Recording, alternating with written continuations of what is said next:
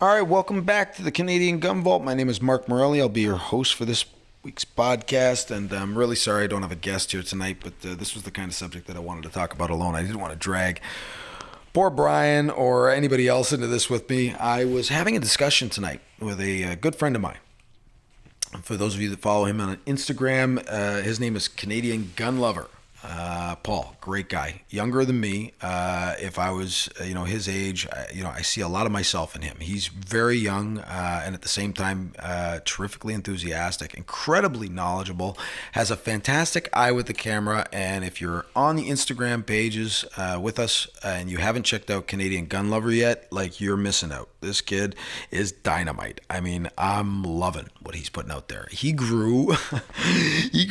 I'll argue, I gave him a couple of bumps at the beginning, but then by the time I was like done, I think I'd given him about 4 or 5 bumps on Instagram. I decided that if I kept on bumping him, it wasn't going to be long before he overtook me, and I couldn't have that. I still want to be bigger than him. He grew so fast. He grew like 15,000 in like a month or something. Like, it's a crazy number. And I was like, holy cow, like, where's this kid going? He hit 5,000 in record time and just blew my socks off. Again, shameless plug, if you want to call it that. I want to see Canadian Gun Lover grow huge. Definitely my top pick in the grand scheme of enormous number of people on Instagram that are incredibly talented. I mean, I could name off a dozen names in a heartbeat, but I'd be afraid that I'd miss one and somebody else would be upset. And so I'm not going to do that. So tonight, we're going to just talk about Paul for a little bit. Fantastic enthusiast. Definitely somebody that wants to see some change. I'm meeting more people like him every day. Younger people that have a real connection with their past and with history and with firearms and an appreciation for the engineering and the advancements and the function of firearms. I'm meeting a lot of younger people that really seem to get it. And, certainly I don't want to see the older guys left out. If you don't spend a lot of time with the senior members of the firearm community, you are missing out. Not only are they some fantastic, characters, got a lot of interesting people in that grouping that will share their thoughts. At the drop of a hat, they'll tell you you're wrong. And I mean, they tend to rub people the wrong way because they've been stomped on for a good portion of their life. I mean, they've survived a couple of big changes in law that I'm sure left some bad flavors in their mouths. But anyway, moving right along, with the Las Vegas shooting happening, and certainly with the Canadian government making the unprecedented official announcement that there's going to be big changes at the end of the year, that they're going to make good on their promise. We got an advisory committee that nobody in their right mind would believe is impartial or objective in any way. Hot in the heels of this Las Vegas shooting and the announcement made by government, that something's going to happen. I got to tell you, I was raised by a politician, and he was a company executive at a very, very big steel factory and company in the 70s and 80s. But my father had become a political figure, and so I gained some insight as to how things work. And if I had to guess, it'd be just a guess. I made some speculative comments about the Las Vegas shooting. Certainly there was a lot of things that didn't seem to add up, in that, physical evidence that was left behind and the stories people were telling and the things that, didn't seem to add up. I spoke about this with my partner, Dave. He was in complete agreement. And quite frankly, he brought it to my attention that some things weren't looking right. Anyway, more news is filtering down the pike now, although I imagine it's only going to be what the media wants us to know. They are going to sensationalize whatever they can in order to sell papers. And, selling papers sometimes means, telling a good story. So don't believe everything you read. I'm certainly not going to suggest to you that anybody is covering anything up or start up any more tinfoil hat theories than are already floating around. But one thing I will say is this. Never let a good tragedy go unwasted. This government is going to come out swinging in some way, shape, or form. And when I say this government, I mean really, I got a bit of a problem with that. I think that at this stage, this government has screwed up so royally in so many different ways that they can't possibly take a chance with the gun community in a lot of ways. I think that between 200,000 giant rubber floating ducks and 10 billion dollar payouts to convicted terrorists and all kinds of seemingly bad decisions being made, some ethical questions being completely sidestepped, nobody really doing anything about it. I mean, I don't know. I was kind of wishing I was in Parliament that day, because I think I would have called bullshit from the rafters and been thrown out of there in a heartbeat. I'm sure somebody out there would suggest that I had poor impulse control for doing it. But I mean, if you actually listen to what goes on in Parliament sessions, you might get a little frustrated if you're a normal human being, because I'm seeing decisions that seem to fly in the face of all reasoning, and yet we're all kind of standing on the sidelines going what the hell was that? I mean, at what point do you kind of look at your government and go, well, you're burying generations in debt, your giant rubber duck really, I don't know if generated any real talk or interest. I'm not sure what that was all about. Hydro rates are through the roof. The cost of living has never been higher where I am in certain respects, and yet nobody's really doing anything. And so, then you get the whole freedom of speech thing that is, I'm sure, going to erupt very shortly. There's a lot of people on both sides of that discussion. I mean, I barely want to even touch it. It's just so ugly, and when you're dealing with people that historically love to scream out the word racist, right now I don't even feel like touching that one. Because no matter what I say, I'm probably going to get accused of being a racist, even though I can tell you right now I'm not. There's this image in people's minds, I think, of firearm owners that needs to be dispelled, that we're a bunch of white redneck drunken idiots who are, bigots at heart. And I honestly, I just don't see that. I don't see it on the line. I don't see it in the community. I don't see it, really in any way, shape, or form. Certainly not with the new, fast-growing firearm community that I'm seeing. I'm seeing an enormous amount of diversity. I'm seeing people from all walks of life. And this is something I talked about with Paul, is that, we certainly have an image problem to combat. And, in the court of public opinion, we really do have to do what we can to dispel these myths. And by that, I mean, let's show them. Let's show them we're normal, rational, reasonable people that, enjoy, firearms the same way some people enjoy golf and fishing and, tennis or, collecting cards. I mean, some people make the mistake of, deciding that it's firearms, and no one firearm is any worse than the other. I mean, if you use it irresponsibly, I mean, you could put somebody's eye out with, a straw and a spitball. I mean, if you got bad intentions, you can hurt somebody. And then there's the whole argument that, why do you need them? Well, you know what? Then everybody starts talking about fast cars and, governors, and, the highway only does 100. You can't really drive a car, 250 kilometers an hour anywhere. So why would you want that too? But I mean, people do. People do, and they spend ridiculous amounts of money on it. And I mean, if the government swooped down and said suddenly that, you weren't allowed to drive your Mustang anymore, that it's banned, if I was a Mustang owner, I'd probably be sitting there saying, well, so what? I bought it. And if the government decided they were going to take your Mustang and or tell you could park it in your driveway and never drive it again, or better still, we'll cut your tank capacity to, 3 liters, so you can only get around the block before you got to refuel, you probably would raise a big stink, as a Mustang owner. But I think more importantly, I think that, Camaro owners, Corvette owners, and, everybody else should be a little concerned. Because, I mean, if they start with the, Mustang, I mean, how long is it going to be? And that's something I talked about with Paul, is they just chip away. Every 10 or 20 years, there's a government in power or people that want to see firearm ownership restricted to the point where people can't, breathe. And the difficulty I have with this is that you've got the legitimate firearm communities is restricted to an inch of its life already. And the rules are a mess. I mean, from a legal standpoint, they're just this jumbled, arbitrary, filled with ambiguity, mess of laws that don't make a lot of sense to the firearm community, and yet we still obey all of them. I mean, just a clear testament to how good we are in terms of, it's like listening to that crazy uncle, who tells you what to do. I mean, like you got to shake your head a little bit, but actually, who's crazy? You're actually doing it. So they've got this mess of rules and we're obeying them because that's what we do. We're law abiding.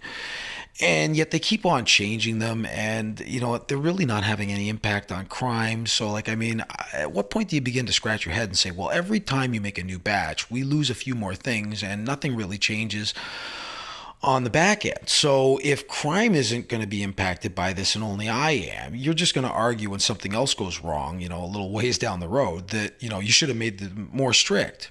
How about we start, from a starting point? Why don't we start with laws that actually have an impact on crime? I mean, call me crazy, but I think that that's actually the purpose of doing it. So, to make this announcement and to have Ralph Goodell say, yep, we got something coming, and then to know that, the people that are supposed to be advising know nothing about guns and or don't like guns or closely tied to organizations that historically don't like guns and do their best to get rid of as many as they can.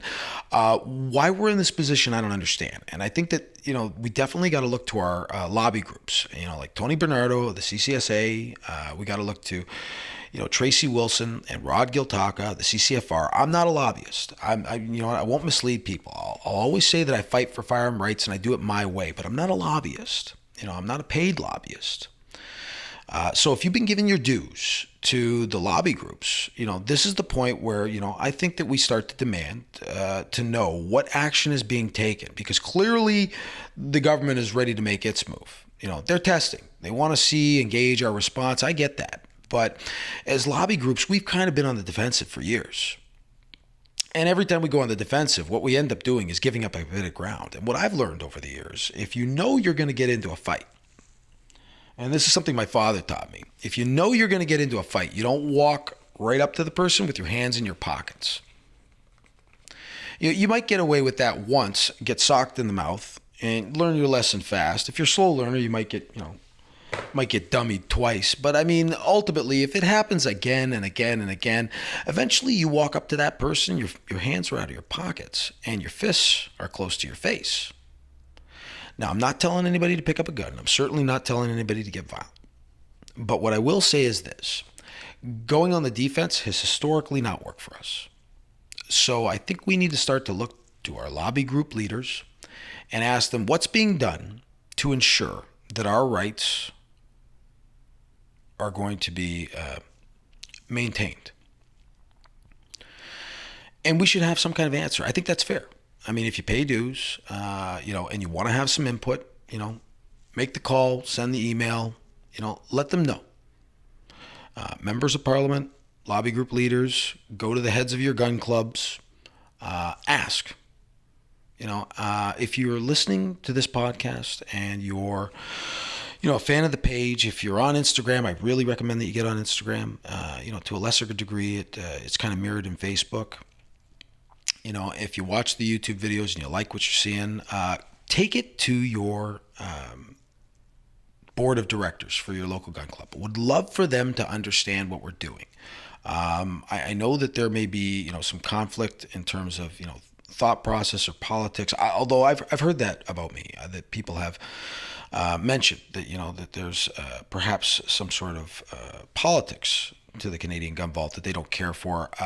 The only politics that I have are that I don't like the government making arbitrary decisions that take away rights that I have and that relate to firearms unnecessarily, and certainly not with my tax dollars. And if it doesn't have an impact on crime, I'm not behind it. And I think that's something that anybody could write their member of parliament about and say, like, any legislation that doesn't have a direct impact on public safety is just an infringement on my rights and property. Like to potentially have your gun banned, or to restrict its use, or to enact new laws that really don't have an impact on crime and just make your life difficult.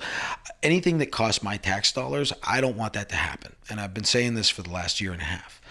So, contact your members of parliament. Contact Ralph Goodale's office. I've put it up in posts before. If you ever see Ralph's face on my Instagram page somewhere, if you go back enough in the posts, you'll find telephone numbers. I'm sure we're driving his call takers crazy, and I'm really sorry about that. I don't want to cause you any grief, but your boss keeps doing things that I just can't stand for. So every once in a while, I encourage some of my population to call in. Heaven forbid they should all call in at once. If he received 60,000 phone calls, I imagine the bat phones would just blow up. Don't want to see that happen. So I would recommend that everybody call in when they have time. To make their thoughts known, and do it in a very composed way. I want to always maintain that everybody needs to be very composed, and formulate your thoughts carefully, and don't yell. Please don't yell. I don't want to see anybody get in any trouble, and I don't want to see anybody lose control and perhaps say something they regret. And just be aware that all the government conversations are recorded, and if you have those conversations, just be prepared to answer for anything that you say. So if you call in a controlled way and just say, look, I'm not happy, that's fine. Just don't get too rowdy. Anyway, my biggest concern in all of this, with Ralph Goodale making the announcement and the government making so many bad decisions lately, I think that what we can expect is for the RCMP, God bless them, the Mounties, to push something for the government. And it'll come in the form of, we're doing this for public safety, we've made the determination, and then the ruling government can wash its hands of the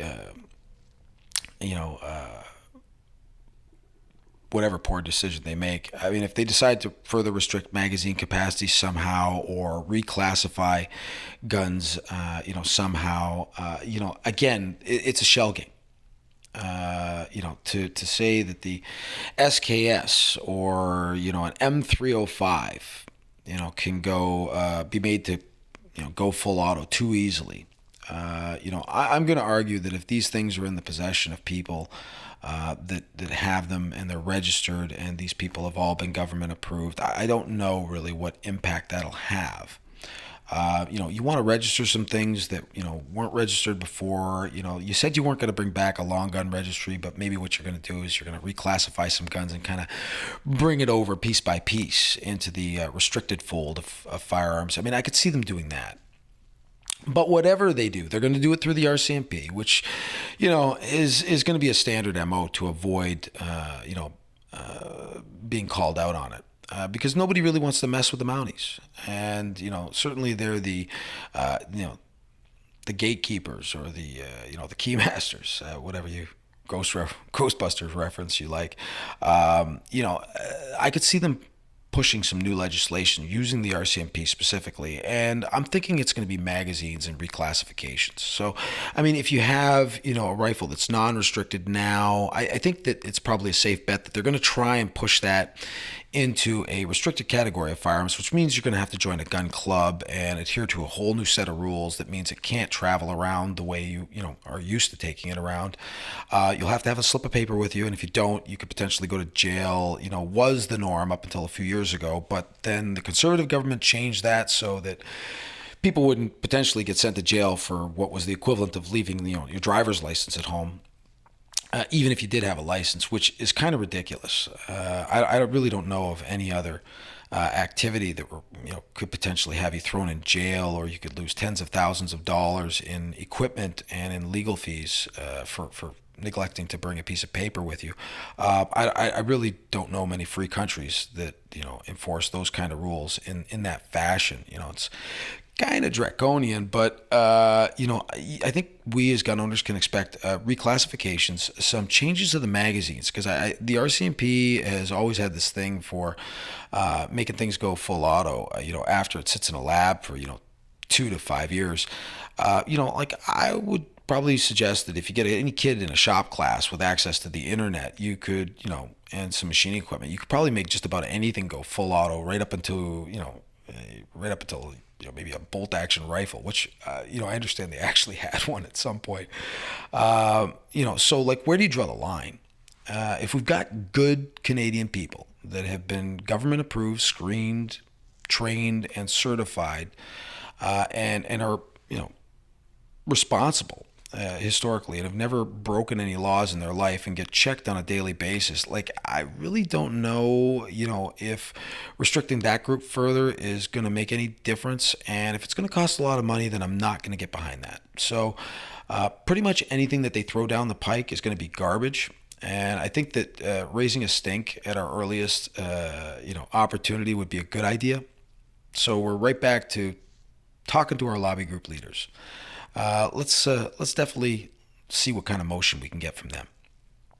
Anyway, I hope I haven't caused them too much trouble by doing this. It's just, I think strategically it's going to be the better move. Some of you may disagree with me. I know there's a large number of our population that seem to believe that hiding in the shadows is a good idea, and hoping that they don't come for them next is the correct approach to this problem. I don't agree with that. I'm going to strongly recommend and suggest that we get a little more proactive, and I think that that's something that my friends and family would agree upon, knowing the history behind all this. Anyway, I hope you've enjoyed this week's podcast, and as always, this is Mark Morelli, and it's been a terrific evening of great and exciting things happening. I can't wait to tell you all about it next week. I'm going to take a little break from podcasts and try and get a little filming done, and bring you some more great photography. If you guys want to send in anything, you've got your submissions. Send them into the Canadian Gun Vault at Canadian Gun Vault Inc. at gmail.com. God, it's been a long day. Anyway, thanks for listening, folks. Have a good night.